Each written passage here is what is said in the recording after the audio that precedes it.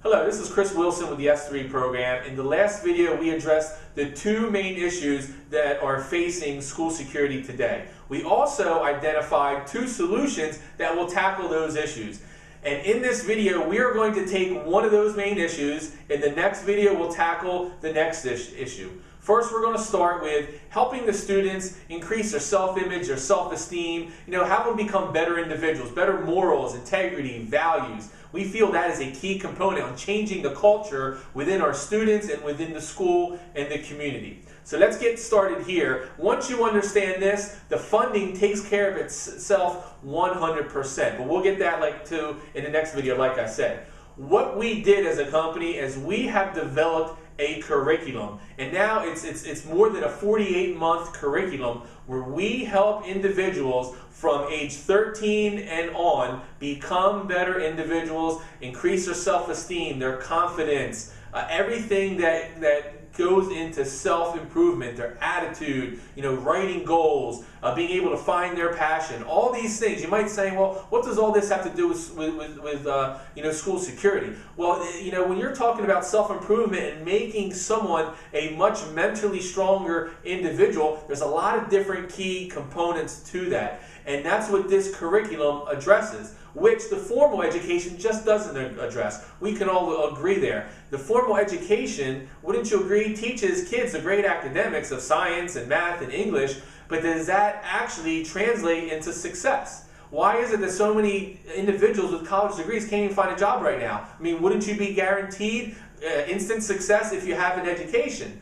Well, no, not necessarily. What separates you from the pack and what separates the average person from the successful person is understanding success principles. And success principles is all about improving your self-image, improving your self-esteem, improving your confidence, improving your attitude, and then finding your passion. And that's how you become better individuals. So what we did is we developed a program that can not only be offered to the students in the school, but to everybody in the community. And to make it work, we feel there's 5 main key components to make this program work, as far as to generate the funds that will 100% fund the school, but also address the concern of making individuals better. Remember, we told you that the dollar is going to be used twice for both our issues, to fund the security systems and to help create a whole new culture. So let's talk about what we have to identify to make this really work. Number 1, exclusivity.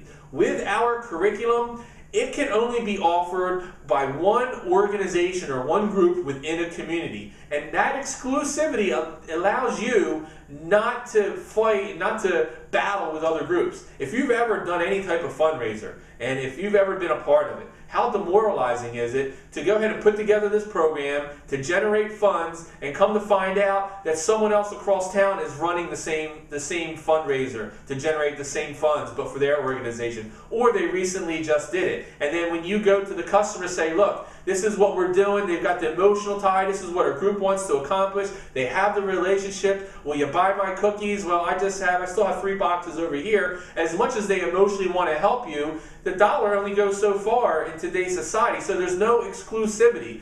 If you were the only person to offer this curriculum to make people better, how much easier would it be for your organization and for the community to go out there and really make this happen? Number 2, uniqueness. You need to have something unique. How many people sell cookies? How many people sell candy? How many people do pizzas? There's a slew of them. There's no uniqueness. You can take the names off the companies and just look at the products, and they're all the same from company to company to company. What if you could bring a brand new spin that no one else has ever developed to your students, but to your community, and have it unique? So when they say it, they can get a good feeling, say, wow, this organization, they are so progressive. They want to help me become better. They want to help students become better. And at the same time, while I become better, the funds from that program go directly to putting in these security systems. How about that? Okay, is that unique enough? Number 3, long-term solutions. When you're looking to put together a program, you need to have a long-term solution. And I mean, isn't that why grants don't work in the long run? Because in order for a grant to work, those funds have to be there in the long term. Well, if you're talking about government, and if you're talking about local government, don't those governments change every 2 to 4 years? Aren't different agendas always being pushed? How do you know that when you get this security system in, that you have a long-term funding approach? If you're at the mercy of someone else, is that really a long-term approach? So when you're looking at a way to generate the funds, it not only has to be what we feel exclusive, unique, but that has to have a long-term approach, because security and changing the culture and helping kids become better needs to be a long-term approach. There's always new kids coming into the school. They need personal development, and the school and the security systems always need monitoring and updating. That never ends. So you need to have a long-term approach. Residual income. You need to have a program that creates residual income month after month after month, so it funds your school's security systems. What if this curriculum could develop the funds every single month? That gives you the long-term approach, and that's why majority of fundraisers don't work, because you do a fundraiser for 90 days and it's done. And then to generate more income, you got to go look for another fundraiser that's a little bit different, and you're not exclusive to it, so then it becomes even more difficult.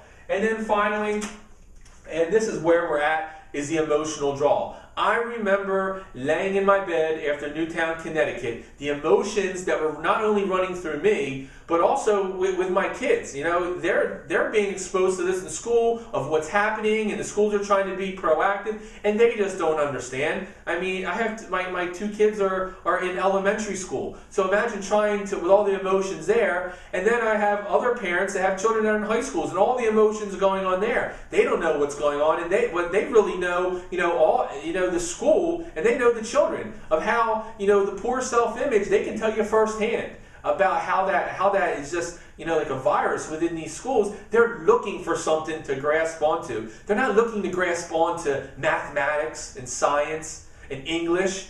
They're looking for something that's going to make a difference within them.